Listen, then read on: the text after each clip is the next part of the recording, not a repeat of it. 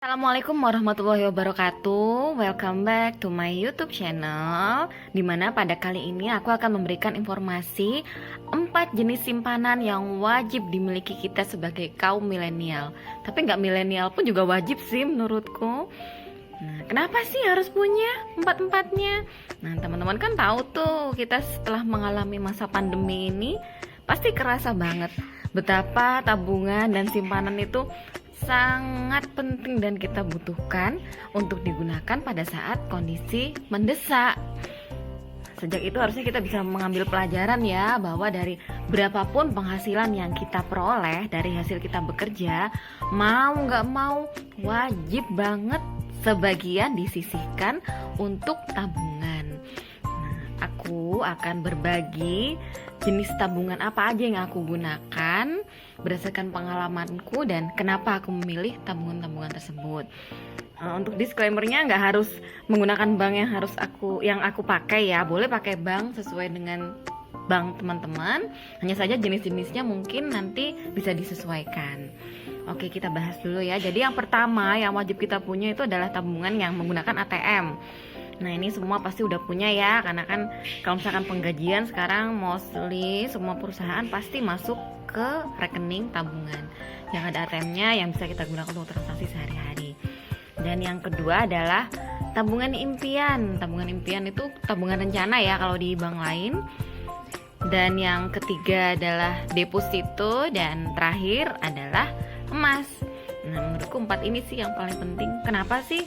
Kita akan bahas satu persatu ya. Yang pertama adalah tabungan dengan ATM. Nah, tentu saja ini digunakan untuk transaksi kita sehari-hari, kita berbelanja, kemudian ngisi kayak biaya-biaya dompet elektronik, transfer dan segala macam. Dan biasanya gaji kan juga masuk sini ya, masuk ke ATM ini. Kenapa kita wajib? Ya iya, karena setelah kita punya ini baru kita bisa punya seperti tabungan rencana, deposito dan yang lain-lain. Karena ini adalah induk sih, biasanya di semua bank itu sama. Tabungan yang ada ATM-nya itu adalah induk, setelah itu baru kita bisa memiliki rekening yang lain karena nanti berkaitan. Nah, dari sini teman-teman, penghasilan teman-teman yang masuk ke sini jangan semuanya langsung digunakan, tapi pastikan kita udah sisihkan paling enggak 20% lah kalau bisa kita sisihkan dari penghasilan kita, atau 10%, berapapun ya, asalkan ada yang kita sisihkan untuk ditabung. Nah, kalau saya pribadi, supaya saya nggak tergoda untuk make yang ditabungan dengan ATM ini, karena kita kan rawan ya, apalagi kita segala sesuatu sekarang all transaction in hand, mau beli apa tinggal transfer, mau pengen apa ya tinggal beli lewat kayak e-commerce segala macam. Aduh, godaannya tuh luar biasa. Kalau nggak diamanin dulu itu 10% atau 20% pasti bakal kepake. Nah, caranya adalah dengan kita membuka tabungan rencana ini.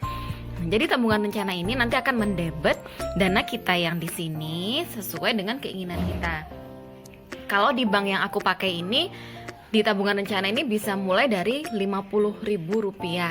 Jadi atau 50.000, 100.000, pokoknya kelipatan 50.000, 500.000, 1 juta, terserah kita. Jadi setiap bulan itu akan otomatis didebet dari tabungan kita yang sini masuk ke rekening tabungan impian kita sampai jangka waktu yang kita sepakati di awal.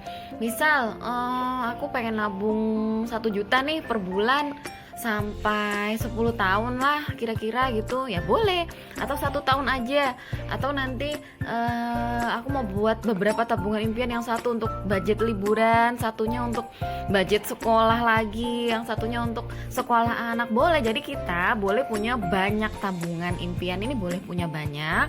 Dan nanti kita tinggal setting aja kita setiap bulannya mau didebet berapa.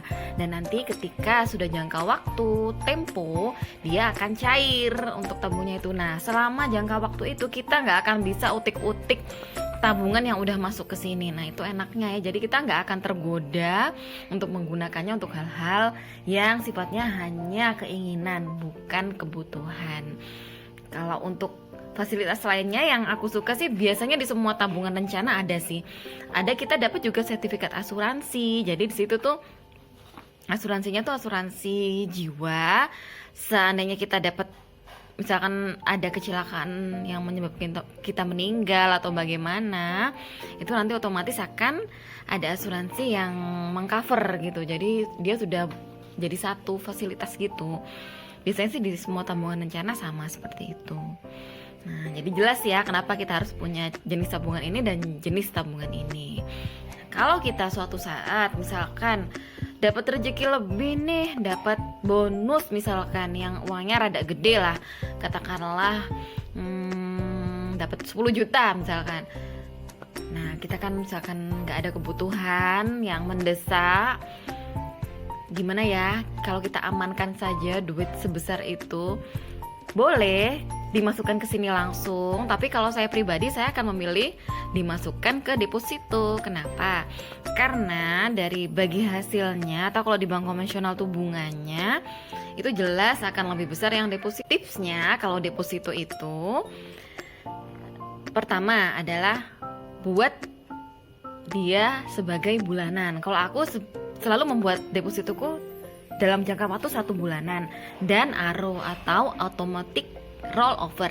Jadi ketika 1 bulan, misalkan kita penempatan tanggal 12, lalu nanti tanggal 12 bulan depannya kita belum mau pakai nih dananya. Nah, nanti dia akan terperpanjang otomatis ke bulan berikutnya gitu terus. Nah, bagi hasilnya kemana? Nanti bagi hasil deposito ini biasanya masuk ke rekening yang sini. Jadi boleh kita gunakan, atau juga boleh juga misalkan kita mau diemin atau dimasukin ke sini juga boleh, terserah sih. Biasanya semua bank itu ada pilihannya ya, terserah kita mau dimasukin kemana.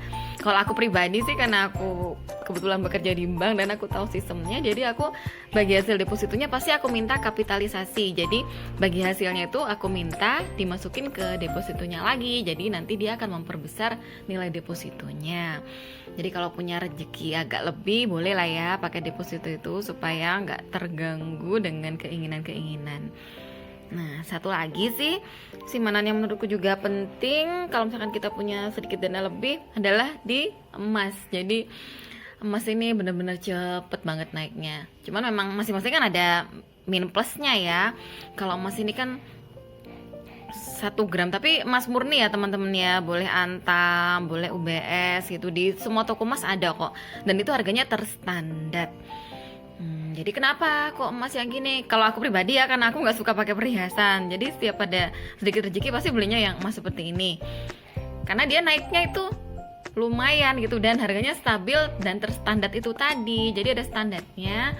Dan kita tuh nggak usah repot-repot kalau misalkan pengen ngecek berapa ya harga emas sekarang. Kita tinggal buka website, sudah bisa dilihat di situ berapa kenaikannya, dan ini lumayan banget. Jadi teman-temanku emang kebanyakan sih investnya di emas ini. Pernah tuh ada temanku, dia koleksi banget, setiap bulan pasti dari hasil gajinya disisihin untuk beli emas seperti ini, dan itu emang luar biasa. Misalkan dia belinya masih 300.000 ya, kita lihat dari beberapa tahun lagi emas tuh cepet banget naiknya, dia jadi 1 juta, jadi 900. Nah, jadi emang kalau memang investasinya pengen di emas ya boleh banget itu sih. Hanya saja emang ada min plusnya ya. Kalau di emas kita mungkin di tempat penyimpanannya yang kita harus hati-hati, karena kan dia barang yang bisa dipindah-pindahkan dengan mudah gitu. Jadi kita harus punya tempat penyimpanan yang aman. Kemudian kalau untuk yang lain minusnya apa? Ya mungkin bagi hasilnya nggak terlalu besar ya, cuman kita safety dana kita seenggaknya nggak berkurang gitu aja sih kalau menurutku. Kalau untuk yang kita taruh suatu dana di perbankan itu. Dan lagi di setiap perbankan kita pastikan dulu bank itu sudah terjamin LPS atau enggak. LPS itu lembaga penjamin simpanan. Nah, itu belum semua bank ikut itu masalahnya. Jadi kita harus pastikan. Kadang ada suatu bank kecil dia ngasih bunga atau bagi hasilnya tinggi, tapi ternyata dia nggak ikut dalam LPS itu. Nah, itu juga bahaya buat kitanya. Jika suatu saat kita bank tersebut ada apa-apa, nah itu dana kita bisa nggak balik seperti yang banyak terjadi waktu krisis dulu ya. Mungkin itu ya untuk sharing yang bisa aku sampaikan berdasarkan pengalamanku. Nanti kalau misalkan ada yang mau ditanyain boleh di komen, atau mungkin boleh ke Instagram lah, terserah teman-teman, akan aku jawab sesuai yang aku tahu.